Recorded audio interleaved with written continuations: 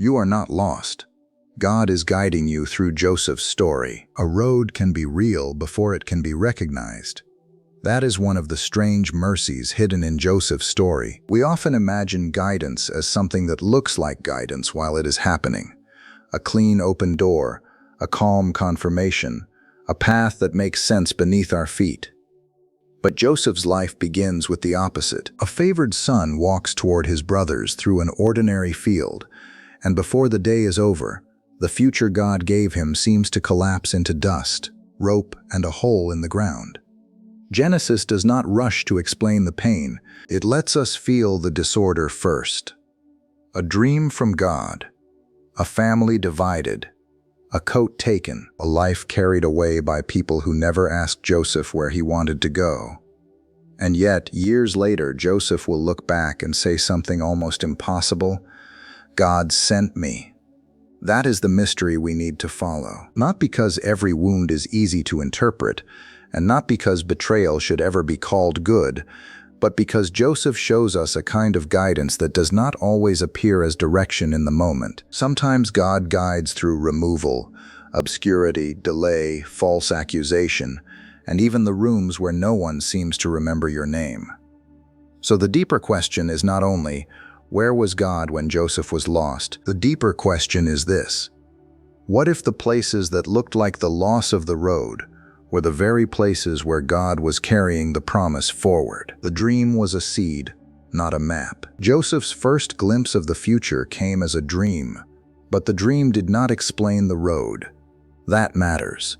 In Genesis 37, Joseph sees images of bowing sheaves, sun, moon, and stars. The dream is large enough to disturb the whole family, but it gives no schedule, no route, no warning about the pit, no note about Egypt, no explanation that the promise will pass through injustice before it ever looks like honor. A dream can be from God and still leave you unprepared for the shape of the journey.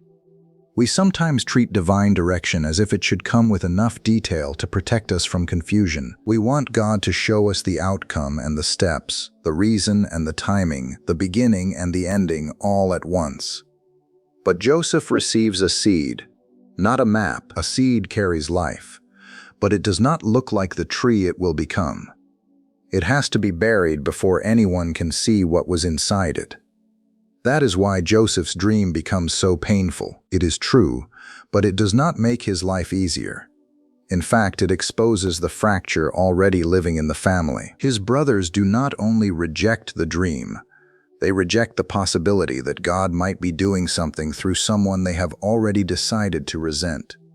The morning light touches Joseph's coat, and hatred rises in the room like heat from dry ground. The dream reveals direction, but it also reveals hearts. This is a pattern we often miss in Scripture. When God gives a word, it does not always calm the surroundings. Sometimes it uncovers what had been hidden beneath the surface. Pharaoh's dreams expose Egypt's future. Nebuchadnezzar's dream exposes a king's pride. Mary's calling exposes the cost of obedience before the child is even born. A word from God does not merely inform, it divides truth from illusion. Joseph probably did not understand that yet. He was young. He may have spoken with more innocence than wisdom, but the weakness of the messenger did not make the dream false. God often places real things in unready hands and then uses the journey to make the person large enough to carry what was first revealed. That should humble us. If God has given you a sense of direction, a burden, a promise, or a hope, do not assume the first season will look like proof. It may look like misunderstanding. It may look like resistance. It may look like the very opposite of what you thought the word meant. The seed does not explain itself when it enters the ground. But buried is not the same as dead. Joseph's dream was not the road. It was the hidden life inside the road. And before God would make the dream visible, He would allow Joseph to enter a place where almost everything visible seemed to contradict it. The pit did not cancel the sending. The pit was empty, but it was not meaningless. Genesis says there was no water in it. That detail is severe in its simplicity. No water, no comfort, No ordinary sign of life, just the scraping stone, the smell of dust, the thin circle of light above Joseph's head, and the voices of brothers close enough to hear but too hardened to rescue him. If Joseph had judged God's guidance from inside that pit, he would have reached a terrifying conclusion. This cannot be the way. And honestly, who would blame him? The path of God should not look like betrayal. The promise should not look like abandonment. The dream should not lead downward into a cistern. But Genesis is teaching us to be careful with the word should. We often build our theology of guidance from what feels reasonable to us. If God is leading, the door should open. If God is present, people should understand. If God has spoken, the next step should confirm the promise. Joseph's story refuses that simple logic. The pit did not cancel the sending. Later, Joseph will say to his brothers, "God sent me before you to preserve life." Genesis 45:5. That statement does not erase their sin. They threw him down. They sold him. They lied to their father. Their hands were guilty. Joseph does not pretend evil was kindness, but he sees, from the far side of the story, that their intention was not the deepest intention at work. They were removing him. God was sending him. Both movements happened in the same event, but they did not have the same author. That is one of the deepest truths Joseph gives us. Human action can be real without being ultimate. Evil can wound without becoming sovereign. The pit can become part of the path without being called good. This matters because many people lose faith in hidden places by thinking the darkness has the final right to interpret the story. The lowest room says, "This is who you are now." The betrayal says, "You were foolish to hope." The silence says, "No one is coming." The pit preaches with a dry mouth, but the pit is a poor prophet. It can tell you what hurts. It cannot tell you what God is weaving. There may be places in your life that felt like interruption, but later became redirection. A door closed so violently you only felt rejection at first. A relationship ended and exposed what you had not been willing to see. A plan collapsed and pushed you into a smaller, humbler, more honest path. At the time, it did not feel guided.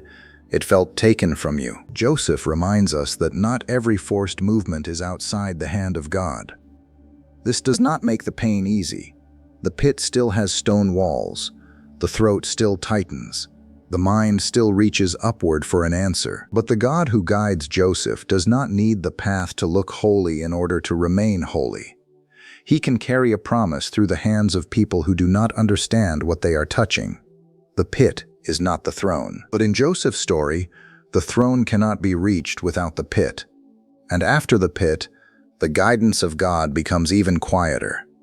It moves from a dramatic wound into the long discipline of an ordinary house. God was with him in the smaller life. Egypt did not announce Joseph's destiny. It reduced him. The son who once wore the coat became a servant in Potiphar's house. His name was spoken in a foreign accent. His days were filled with tasks that did not resemble the dream. Doors opened and closed, but not for his freedom. Instructions were given, but not by his father. The life that once had family, fields, and familiar hills now had schedules, accounts, rooms to manage, and another man's authority over his body. And right there, Scripture says, "The Lord was with Joseph." Genesis 39:2. Not only in the dream, not only in the future. There. That small word changes the entire story. God's presence is not waiting at the palace like a reward for surviving. It is already inside the reduced life. Joseph's circumstances have become narrower, but the presence of God has not become smaller. This is easy to say and hard to believe. We often associate guidance with expansion. More opportunity, more clarity, more visible movement. But Joseph's guided life first becomes smaller. He loses choice, language, status, and the version of himself his family once recognized.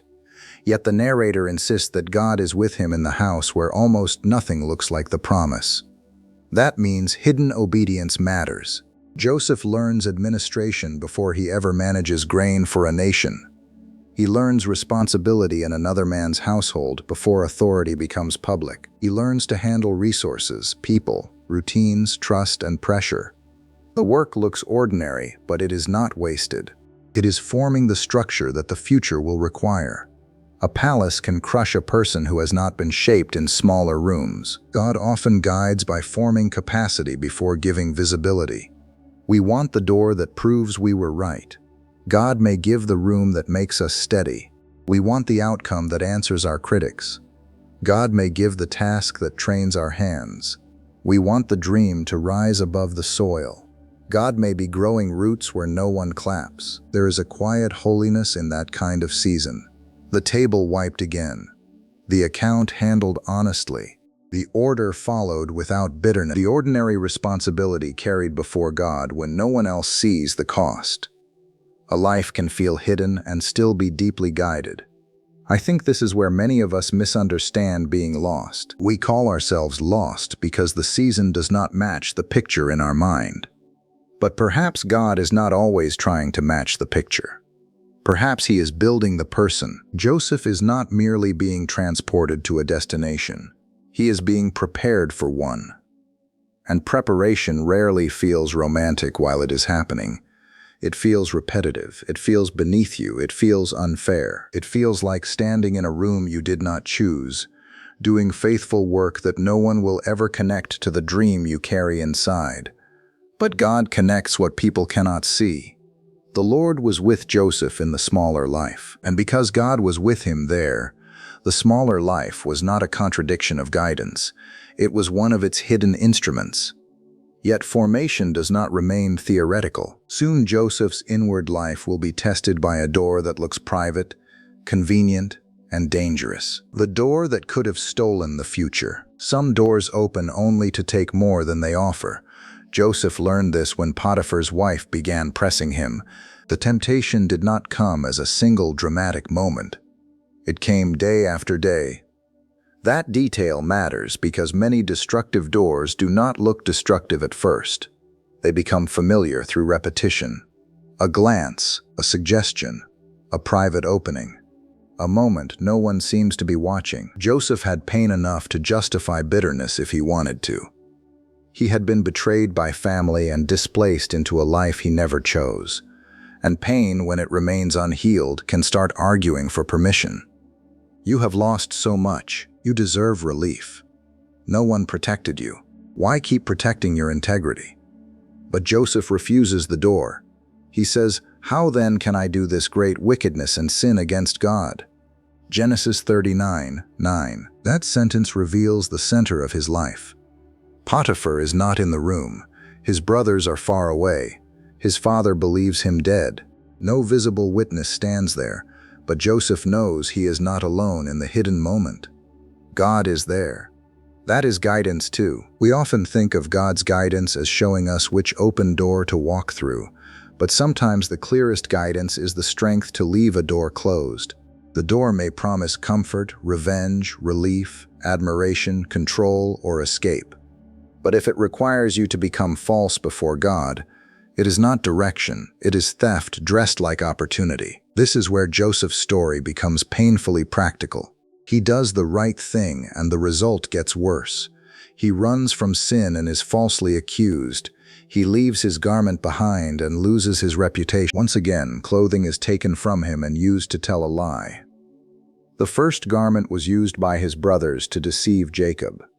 The second was used by Potiphar's wife to deceive Potiphar. Joseph keeps losing what others can hold up as evidence, but he does not lose the truth of who he is before God.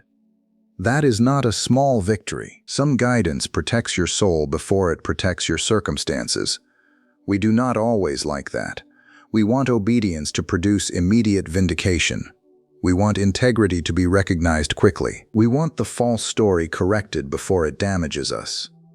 But Joseph's life shows that obedience may preserve something deeper than reputation. It may preserve the person God is forming when circumstances become unjust. A secret compromise could have placed Joseph in another kind of prison long before the official one. Guilt has walls. A divided life has locks. Hidden sin can narrow the soul until even success becomes a cell. So Joseph's refusal is not a small moral footnote. It is a turning point in the hidden guidance of God. The path to the palace does not pass through self-betrayal. It passes through the painful freedom of clean hands. There are moments when the future is guarded by one quiet no, a message not sent, a lie not softened, a private door not opened, a resentment not fed, a pleasure refused because it would cost more than it admits. You may not see what that no is protecting. Joseph did not either, but God was guiding him through the door he refused, and the refusal led him into a darker place where the gift inside him would still remain alive. The prison became a place of recognition. Prison should have silenced Joseph's gift. After everything he had suffered, it would have made sense for him to withdraw into himself. Betrayed by brothers, sold into Egypt, falsely accused in a house where he had served faithfully, locked away for choosing righteousness. If Joseph had stopped noticing other people, we would understand. But in Genesis 40, two troubled men enter the story with dreams on their faces, and Joseph sees them. He asks, "Why are your faces downcast today?" Genesis 40:7. That question is quiet, but it is astonishing. Joseph's own story is unfinished, yet he still has room to notice sorrow in someone else. Prison has not made him blind. Pain has not turned him entirely inward. The gift that once stirred hatred in his brothers now becomes service to strangers in the dark. This is one of the most beautiful forms of hidden guidance in Joseph's life. God keeps Joseph's gift alive before the stage arrives. Joseph interprets dreams in prison before he interprets Pharaoh's dream in the palace. The smaller assignment prepares the larger one. The hidden moment becomes practice for the public moment. But if Joseph had despised the prison assignment because it seemed beneath the dream, he might have missed the thread God was placing in his hands. A cupbearer, a dream, an interpretation, a request to be remembered. It all seems fragile. Then the cupbearer forgets him. For 2 full years, nothing visible changes. Those years may be among the most difficult lines in Joseph's story because they expose the ache of delayed remembrance. It is one thing to suffer because enemies oppose you. It is another to help someone and then be forgotten by the person who walked out of the prison with the one thing you asked them to carry, your name. 2 years is a long time when you are waiting behind a locked door. Morning after morning, the same walls, the same air, the same sounds of keys and footsteps. Hope rises when someone passes near, then lowers again when no one calls. The body keeps time even when the soul tries not to count. But forgotten by man is not forgotten by God. The delay is not empty, it is timing. If the cupbearer had remembered Joseph immediately, Joseph might have been released into a smaller mercy. But when Pharaoh dreams, the old memory becomes urgent at exactly the right hour. The same gift that worked in the prison becomes the bridge to Joseph's public calling. This does not make delay painless. It gives delay a different frame. Some doors open too early to carry the full purpose of God. Some names are remembered only when the moment is ready to do more than rescue you from discomfort. God's guidance can feel cruelly slow from inside the waiting. But Joseph's story shows us a God who is not merely managing Joseph's freedom.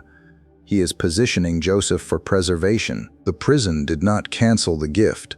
The forgotten years did not erase the dream. And when the moment came, Joseph did not have to manufacture a calling. He simply carried into Pharaoh's court what God had kept alive in the dark. The palace revealed what the hidden years had built. Joseph's rise looks sudden only if you ignore the years beneath it. One day he is called from prison. He shaves, changes clothes, and stands before Pharaoh. The movement is swift. Stone walls give way to royal floors. Prison garments are exchanged for clean linen. The man who had been forgotten is now asked to interpret the dream of the most powerful ruler in Egypt. But Joseph does not enter that room empty. He carries the hidden years with him. He carries the administrative discipline of Potiphar's house. He carries the integrity formed by refusing the wrong door. He carries the tenderness that noticed troubled faces in prison. He carries humility sharpened by suffering. And when Pharaoh says he has heard Joseph can interpret dreams, Joseph answers, "It is not in me." God will give Pharaoh a favorable answer. Genesis 41:16. That is not false modesty. It is a man who has learned where the gift comes from. The palace reveals what the hidden years built. Joseph can stand before power without worshiping it because he has already met God in places where power could not help him. He can speak clearly without inflating himself because the gift has been tested away from applause. He can offer a plan for famine because God has trained him not only to interpret dreams, but to manage reality with wisdom. This is important. Joseph does not merely give Pharaoh a spiritual interpretation. He gives practical instruction. Store grain. Appoint a wise overseer. Prepare during abundance for the famine to come. The dream becomes governance. Revelation becomes responsibility. Biblical guidance is not vague spirituality floating above ordinary life. In Joseph's hands, it becomes barns, grain, accounts, measurements, planning, and food for hungry people. God's hidden direction does not make Joseph less practical. It makes him more useful. That is a pattern worth noticing.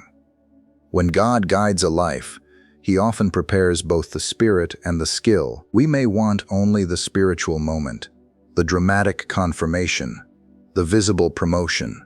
But God cares about the capacity required after the door opens. Can the person steward what they asked for?